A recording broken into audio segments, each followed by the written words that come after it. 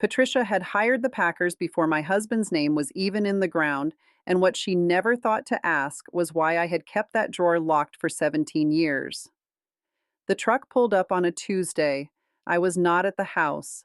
I was sitting at my sister Marlene's kitchen table in Roanoke, 2 hours away, holding a cup of tea that had gone cold an hour earlier.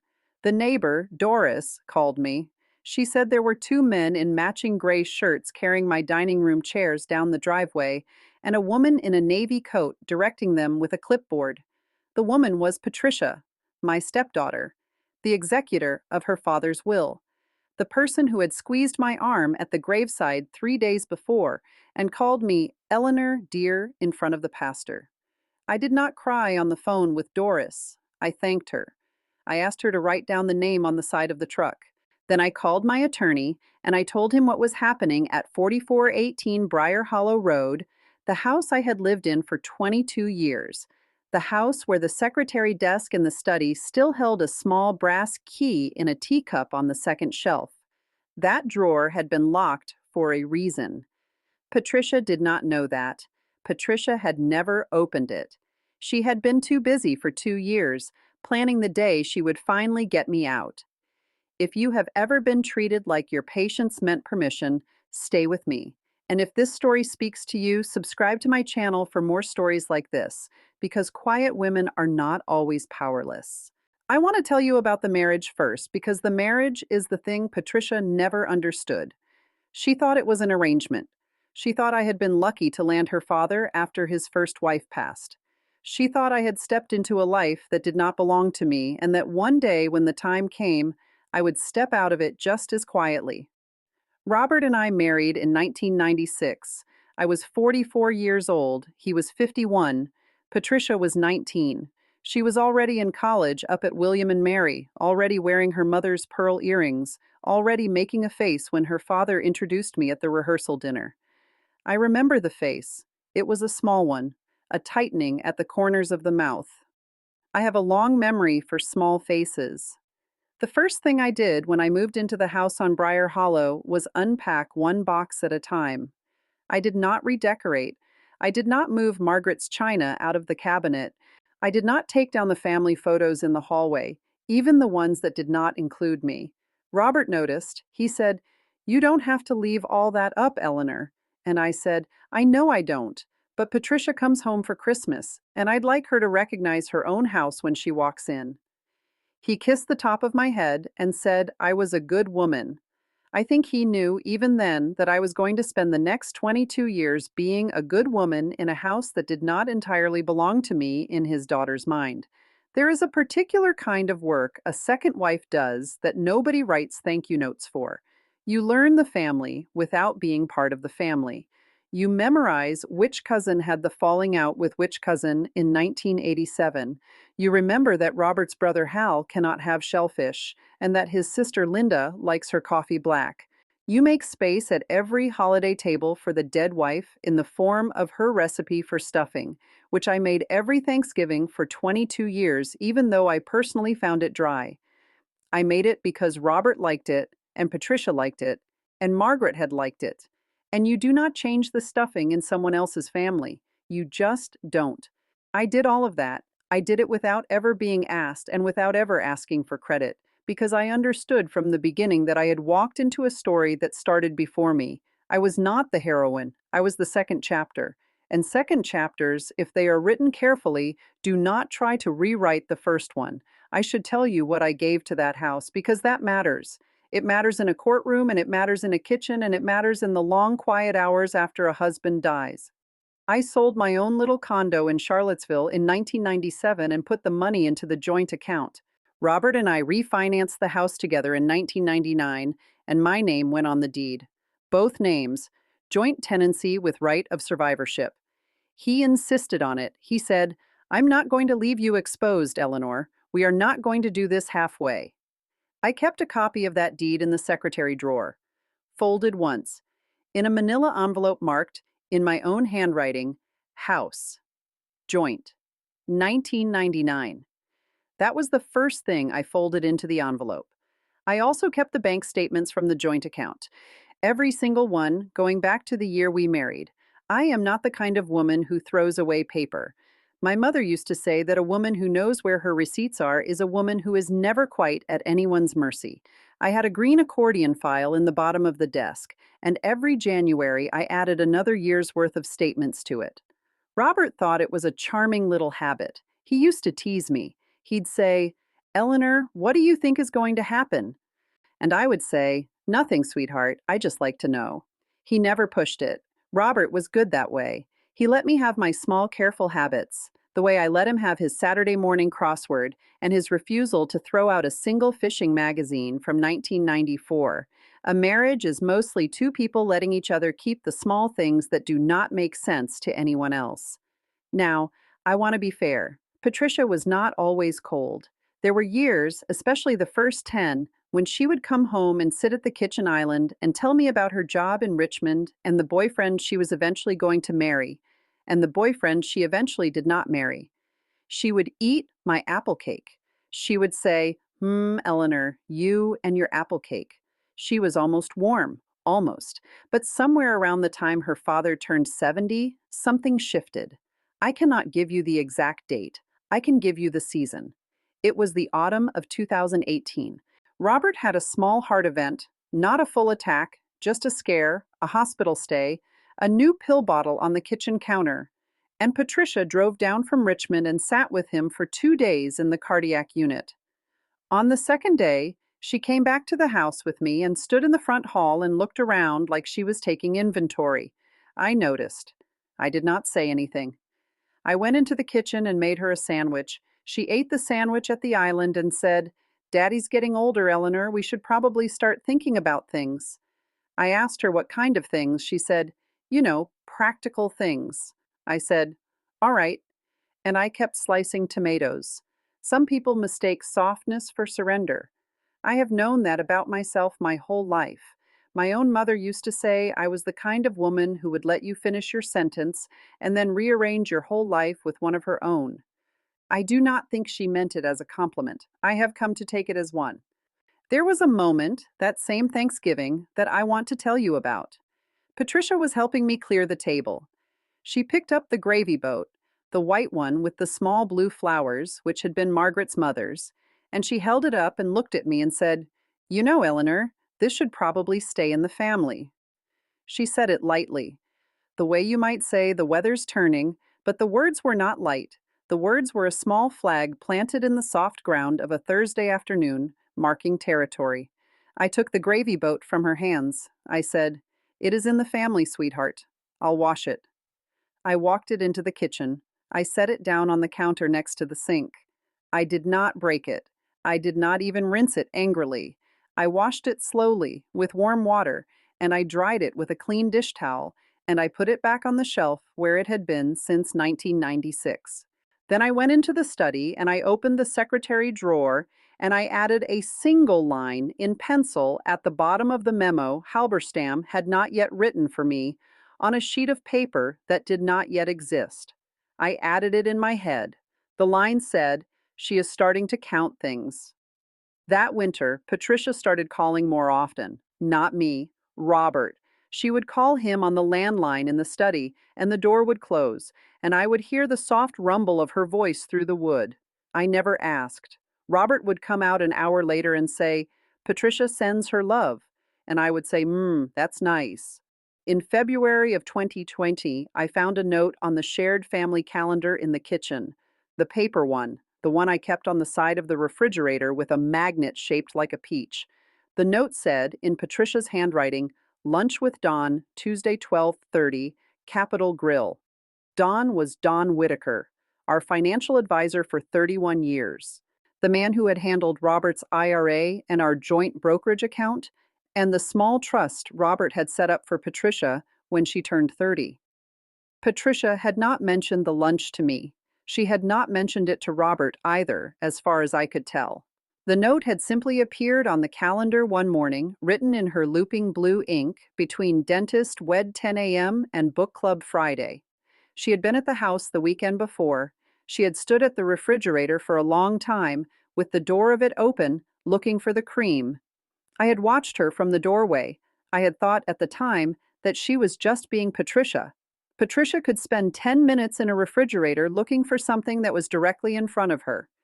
Now I understood that she had not been looking for cream. She had been writing on my calendar with one hand while she pretended to look for cream with the other. I took the calendar down. I sat at the kitchen table. I looked at it for a long time. Then I put it back on the refrigerator and I did not say a single word. That was the first red flag. I knew it for what it was. A daughter does not schedule a private lunch with her father's financial advisor without telling her father, not unless she is preparing something, not unless she has already started moving the pieces. The second paper told me more than the first. A week later, I drove down to Richmond on a Wednesday. I told Robert I was going to see my sister, which was half true because I did stop by Marlene's on the way home, and I went to see an estate attorney named Frederick Halberstam. He had been recommended to me by my friend Joyce, who had lost her own husband 2 years earlier and had nearly lost her house to her stepson before Halberstam stepped in. Halberstam was 68 years old, with white hair combed straight back and reading glasses on a chain. His office smelled like old paper and lemon polish. There was a small framed photograph on his desk of a woman in a yellow dress, who I assumed was his wife, and who I learned later had passed in 2017. I think that photograph was part of why I trusted him. A man who keeps a picture of his wife on his desk 3 years after she is gone is a man who understands what a marriage actually is. He listened to me for 40 minutes without writing anything down. Then he said, "Mrs. Whitfield, I want you to understand something. In the Commonwealth of Virginia, a surviving spouse cannot be disinherited. There is a statute. It is called the elective share. It is part of what we call the augmented estate. No matter what your husband's will says, no matter who is named executor, you are entitled to a percentage of the augmented estate, and that percentage cannot be taken from you."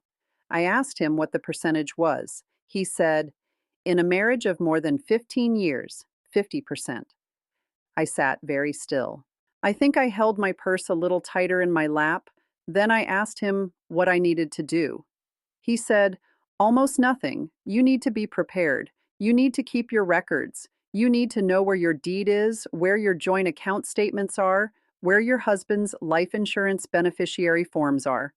And when the time comes, and I am sorry to say this, but it will come, you need to file a claim within 6 months of the will being admitted to probate. Some counties enforce a shorter window. We will not miss it."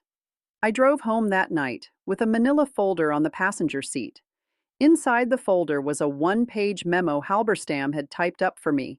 It listed the statute number, Virginia Code, paragraph 64238, and a short paragraph in plain English explaining what it meant.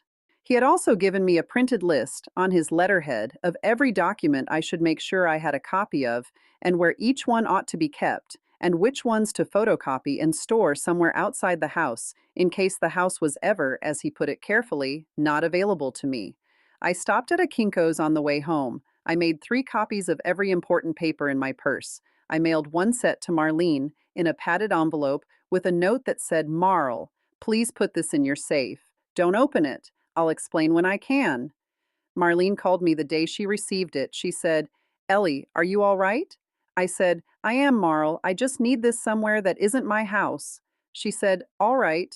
She did not ask another question. That is what a sister is. I put the original memo in the secretary drawer when I got home. I locked the drawer. I put the key back in the teacup.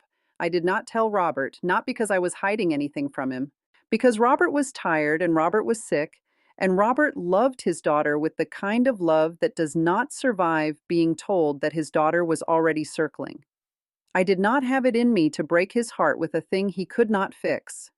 The drawer had been locked for a reason. I want to pause here and say something to you, because I know how this sounds. I know there are people watching who will say, "Eleanor, you should have told him." And maybe you are right. Maybe a braver woman would have. But I have been married long enough to know that some truths are not gifts. Some truths are stones you carry alone because the person you love is already carrying enough. So I carried the stone for 2 more years. I carried it through Robert's second heart event. I carried it through the long spring of 2023 when he could not walk to the mailbox without sitting down halfway. I carried it through the Sunday in October of last year when he asked me from his chair by the window if I had remembered to water the camellias, and I said yes, and he closed his eyes, and he did not open them again. The funeral was on a Friday. Patricia flew in from Richmond on Wednesday. She stayed at the house. She slept in what used to be her childhood bedroom, the one I had kept exactly the way Margaret had decorated it, down to the white eyelet curtains. She was polite at the funeral. She wore navy. She held my arm at the graveside in a way that looked from any distance like comfort. At the reception afterward, at the house, she did something I noticed and put away to think about later. She walked through the rooms with a cousin of hers, Robert's niece, a woman named Caroline, and the two of them paused in the dining room, and Patricia gestured at the sideboard and said something I could not hear. Caroline nodded. They moved on. Patricia paused again in the front hall, in front of the watercolor of the Eastern Shore. She tilted her head. She said something else. I was standing in the kitchen with a tray of deviled eggs in my hands. I watched them through the doorway. I did not say a word. I set the tray down on the counter. I went and stood at the front window for a moment with my back to the room. The yard was full of cars. Robert's brother Hal was outside on the porch in his black coat, smoking the one cigarette a year he allowed himself. The camellias were not blooming yet. It was the wrong season. The day after the funeral, we sat at the kitchen island. She made coffee. She slid a cup toward me. She said, "Eleanor, have you thought about where you'll go next?" I want you to understand the precision of that sentence. Not what are you going to do, not do you want me to help you with anything, where you'll go next. As if the next step had already been decided by someone else, and she was simply asking me to confirm the timeline. I did not correct her. Not in that room. I lifted the coffee cup. I took a small sip. I said, "I haven't given it much thought, Patricia. I'm still burying my husband this week." She said, Of course, of course. I want to make sure you're taken care of." Taken care of. Like a stray. Like a houseplant somebody else had to find a window for. I left the next morning to go stay with Marlene for a week. I needed quiet. I needed my sister's kitchen and my sister's dog and the sound of nobody asking me where I was going to go next. I told Patricia I would be back the following Monday. I locked the front door. I put the key in my purse. I did not lock the secretary drawer in the study because the secretary drawer had been locked already for 17 years, and the small brass key had been in the teacup the entire time. That is the part she missed. On Tuesday morning of that week, the moving truck pulled up at 4418 Briar Hollow Road. Doris from across the street called me at 10:14 in the morning. I remember the time because Marlene's wall clock, the one shaped like a rooster, had just made its little 10 o'clock noise, and I had been counting. Doris said, "Eleanor, honey, I don't want to alarm you, but there's a moving truck in your driveway, and a woman who looks like Patricia telling them which rooms to start in." I said, "Thank you, Doris. Could you do me one favor and write down the name on the side of the truck?" She said, "It says Carlton and Sons out of Richmond." I said, "Thank you, sweetheart. I'm going to make a phone call now." I hung up. I sat at Marlene's table. Marlene was at the sink, rinsing a coffee pot. She turned around and looked at me and said, "Ellie?" And I said, "It's all right, Marl. I'm calling Halberstam." I called Halberstam from the kitchen. He picked up on the second ring. I told him what was happening. I told him the name of the moving company. I told him the address. I told him that Patricia was the executor of the will, but that probate had not yet been formally opened. I had not even received the death certificate copies in the mail yet. The will had been mentioned at the reading 2 days after the funeral, but it had not been filed with the circuit court. Nothing had been filed. Halberstam was quiet for a moment. Then he said, "Mrs. Whitfield, she does not have authority to remove a single chair from that house. Not yet. Possibly not ever, depending on how we proceed. Stay where you are. Do not call her. Do not go to the house. I am going to send a courier to that address within the hour with a written notice. I am also going to call the moving company directly because they have an obligation, once they are put on notice that the property is in dispute, to stop work. Then I am going to file your elective share claim this week, and we are going to make this very simple for everyone." I said, "Thank you, Frederick." He said, "Eleanor, one more thing. The drawer, the papers, are they still in the desk?" I said, "Yes." He said, "Good. Stay where you are." I stayed at Marlene's for the rest of the week. I did not call Patricia. I did not text her. I did not answer the 3 calls she made to me on Wednesday afternoon after the courier arrived at the house with Halberstam's notice and, I imagine, handed it to her in the front hall while 2 men in matching gray shirts stood with my mother's sideboard halfway down the porch steps. Marlene fed me.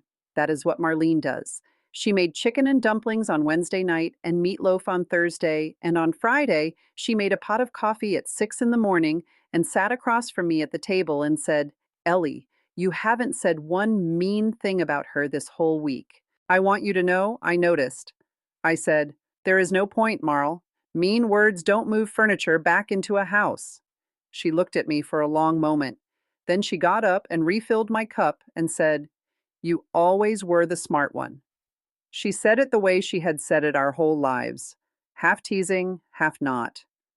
I held the cup with both hands. I let it warm my fingers. Outside the kitchen window, a cardinal landed on the bird feeder Marlene's husband had built before he died. I watched it for a while. I did not say anything else. The courier's notice was 1 page. It informed Patricia that the home at 4418 Briar Hollow Road was held in joint tenancy with right of survivorship.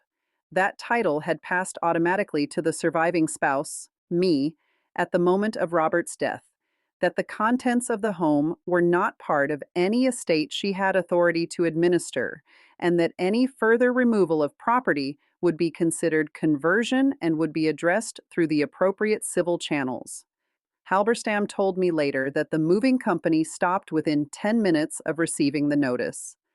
The 2 men in gray shirts brought my mother's sideboard back up the porch steps and set it down in the front hall and apologized to Patricia and left. Patricia stood in the hallway for a long time after they were gone. Doris saw her through the front window. Doris said she just stood there with the paper in her hand.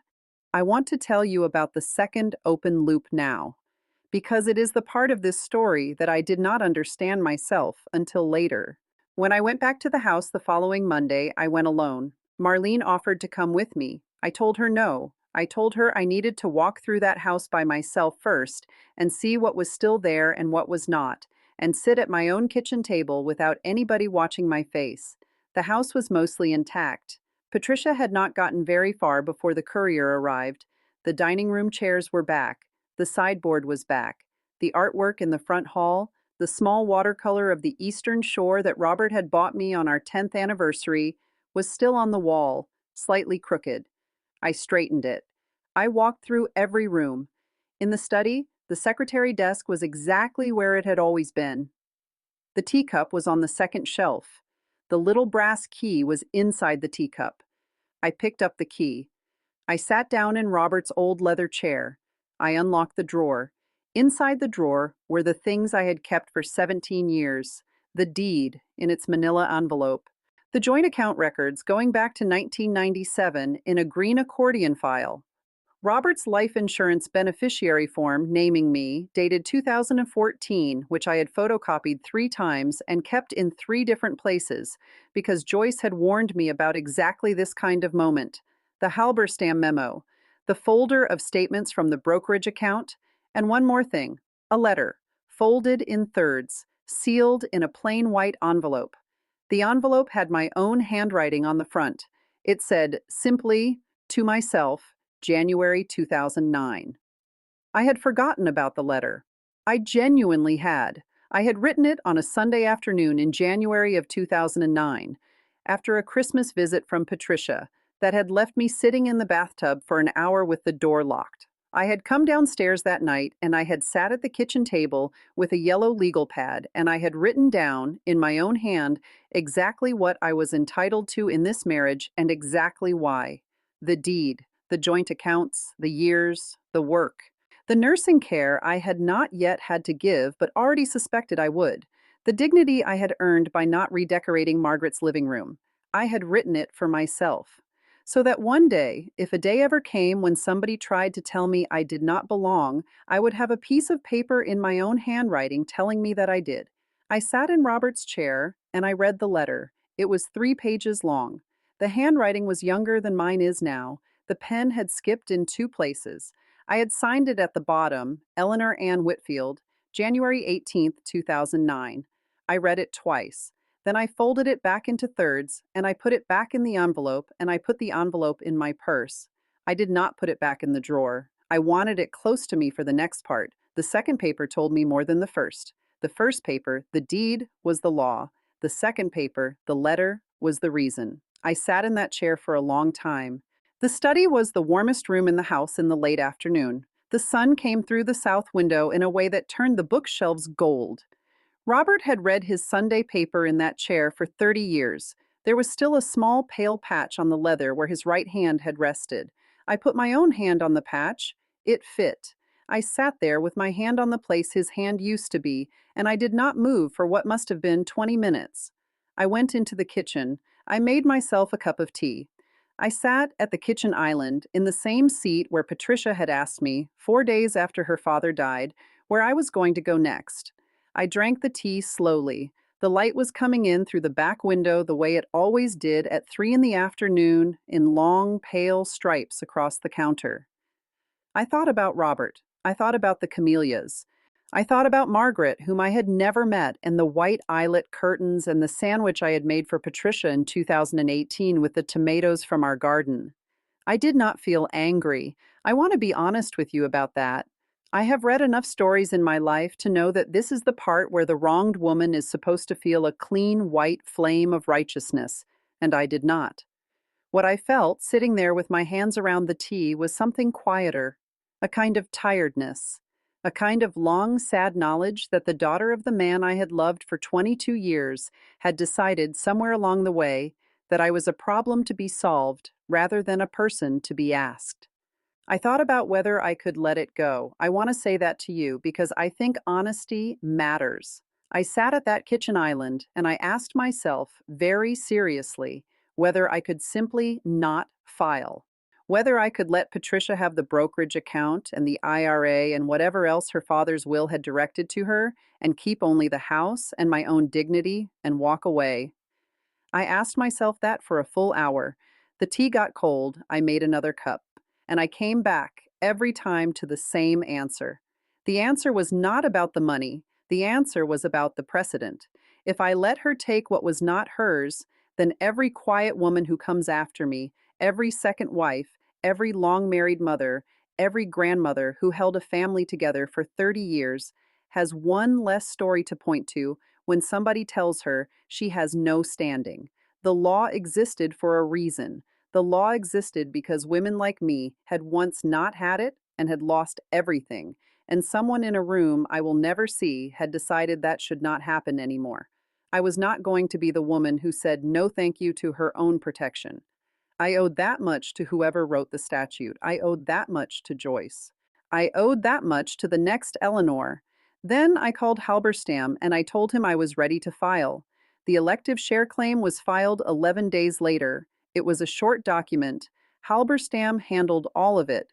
The augmented estate, once the joint property and the insurance and the brokerage and the small trust were all factored in, came to $5,600,000. My elective share, at 50% for a marriage of more than 15 years, was $2,800,000. 2.8. That number is going to follow me for the rest of my life, and I want to be honest and say that I do not feel triumphant about it. I feel like a woman who finally got to keep what she had been quietly earning for 22 years. Patricia did not learn about the filing from me. Patricia learned about it from her own attorney. I know this because Halberstam told me. Halberstam told me that on a Thursday afternoon, about 3 weeks after the filing, he received a phone call from a man named Greg Pemberton of Pemberton and Associates in Richmond, who introduced himself as Patricia's counsel. Pemberton wanted to discuss the situation. Halberstam said there was no situation to discuss. Halberstam said the elective share had been filed within the statutory window. that the joint tenancy on the house was uncontestable, that the insurance beneficiary designation was uncontestable, and that Mrs. Whitfield was prepared to be reasonable about the personal property in the home, but would not be entertaining any further discussion of relocating from a residence she owned outright. Pemberton was quiet for a moment. Then Pemberton said, "I'm going to need to call my client back." Halberstam said, "Please do." Patricia called me that evening. I was in the kitchen. I had just put a small chicken in the oven, more out of habit than hunger because I did not yet know how to cook for one. The phone rang. I let it ring twice. Then I picked it up. She said, "Eleanor." I said, "Patricia." She said, "I just got off the phone with my attorney." I said, "I imagine you did." There was a long pause. I want you to understand the quality of that pause. It was not an angry pause. It was not a sorry pause. It was the pause of a woman who had just been told by a man she was paying $350 an hour that the document she had spent 2 years maneuvering around was not the document that mattered. She said, "I didn't know about the joint tenancy." I said, "I know you didn't." She said, "Daddy never told me." I said, "He didn't tell either of us a lot of things, sweetheart. He was a private man."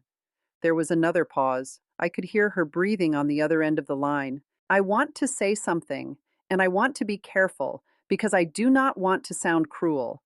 I did not enjoy that phone call. I had loved Patricia in my own way for a very long time. I had made her apple cakes. I had washed her sheets. I had ironed the dress she wore to her father's 70th birthday party because she had arrived an hour before the dinner, and the dress had been folded in her overnight bag. I had loved her the way a stepmother loves a stepdaughter who has only ever been mostly polite, which is to say completely and without expectation of return. She said, "Eleanor, about the movers, I said, "Patricia, let's not." She said, "Let me explain." I said, "I don't need an explanation. I need you to listen to me for 1 minute." I said, "I have been your father's wife for 22 years. I sat with him in 2 hospitals. I held his hand the night he could not remember the name of the street we lived on. I made him soup he could not taste. I am not leaving this house, and I am not having this conversation about furniture, and I am not interested in being told where I am going next. I will be civil with you because we are family and because your father loved you, but you will not send a moving truck to my driveway again. Do we understand each other?" She said very quietly, "Yes." I said, "Good. Now, your father had a watch, the one his own father gave him. I would like you to have it. Come to the house on Saturday. I will have it ready for you. We will have coffee." She said, "Eleanor?" I said, "Saturday, 10 o'clock." I hung up. I stood at the counter for a long time after that. The chicken was still in the oven. The window was getting dark. I put my hand flat on the counter, the way I used to when Robert was sick and I needed to feel something solid under my palm. The counter was cold. The kitchen was quiet. I was, for the first time in 3 weeks, alone in my own house in a way that felt like mine. She came on Saturday. She was wearing a gray cardigan and no makeup. She sat at the kitchen island. I poured her coffee. I put the watch in front of her in a small velvet box. She did not open the box. She looked at it. Then she looked at me. She said, "I'm sorry, Eleanor." I said, "I know." We sat for a moment. The kitchen ticked the way old kitchens do. The refrigerator hummed. Somewhere outside, a dog barked once and stopped. She said, "I thought I thought you didn't have anywhere to go. I thought I was helping. I told myself I was helping." I said, "Patricia, I want to tell you something, and I want you to take it the way I mean it, which is gently." I said, "You weren't helping. You were arranging. There is a difference, and I think a part of you knew the difference, or you would have asked me first." She did not argue. She put her hand on the velvet box. She did not open it. She just kept her hand on it, the way you keep your hand on a doorknob when you have not yet decided whether to turn it. She said, "Can I still come for Christmas?" I said, "Patricia, this is your father's house. As long as I am alive, you can come for Christmas. You will sleep in your old room, you will eat my apple cake, you will sit at the table, and you will tell me about your work in Richmond. But you will not ask me where I am going next, because I am not going anywhere." She nodded. She did not cry exactly. Her eyes shone a little, so did mine. We sat like that for a while. Two women at a kitchen island, with a watch and a velvet box between us, and 22 years of unsaid things settling slowly down around our shoulders like dust. She left at 11. She took the watch. She hugged me at the front door. The hug was thinner than it should have been, but it was honest, which is something. I closed the door behind her. I went into the study.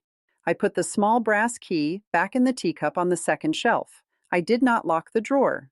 I did not need to anymore. I want to tell you what I have learned, not because I think I am wise. I am not wise. I am 68 years old and I have made every mistake a quiet woman can make. But I have learned a few things, and I want to leave them with you because I think you came here for a reason. The first thing is this: patience is not permission. I want you to write that down somewhere and keep it. There is a kind of person in this world who will mistake your softness for surrender, and your silence for agreement, and your kindness for a door they are allowed to walk through any time they please. They will tell themselves they are helping. They will tell themselves they are being practical. They will believe it sometimes all the way until the moment somebody hands them a piece of paper with a statute number on it. The second thing is this: keep your papers. Or, I do not mean that in a paranoid way. I mean that in the way my mother meant it when she told me the year I got married the first time. Eleanor, always know where the deed is. She was not telling me to plan for failure. She was telling me to plan for dignity. There is a difference between protecting yourself and waiting for betrayal. Protecting yourself is what grown women do on a Tuesday afternoon in a quiet office with an attorney who will outlive most of the people you have loved. The third thing is this: grace is not weakness. I did not yell at Patricia. I did not scream at her in the driveway when I came home. I did not call her names. I did not write a letter to the family group chat or post anything on Facebook. I let the law speak, and I let the documents speak, and I spoke only when I had something I needed her to hear. That is not weakness. That is the loudest thing a woman my age can do. I am sitting at the kitchen island as I record this. The light is coming through the back window the way it always does at 3 in the afternoon. The camellias are blooming. I watered them this morning the way Robert asked me to, the day before he closed his eyes. There is a watch in a velvet box that is no longer in this house because it belongs to a daughter who finally understands the difference between a will and a marriage. There is a drawer in the study that is no longer locked because the woman who held the key is no longer afraid of who might come looking. The house is quiet. My tea is still warm. I am not going anywhere. And if stories like this remind you that quiet dignity is not weakness, subscribe to my channel for more stories. Because sometimes the softest voice leaves the deepest mark. Has anyone ever treated your patience like it was the same thing as permission? I'd love to hear your story in the comments. I read them late at night with my tea, the way some women read scripture. You are not alone in that kitchen. You never were.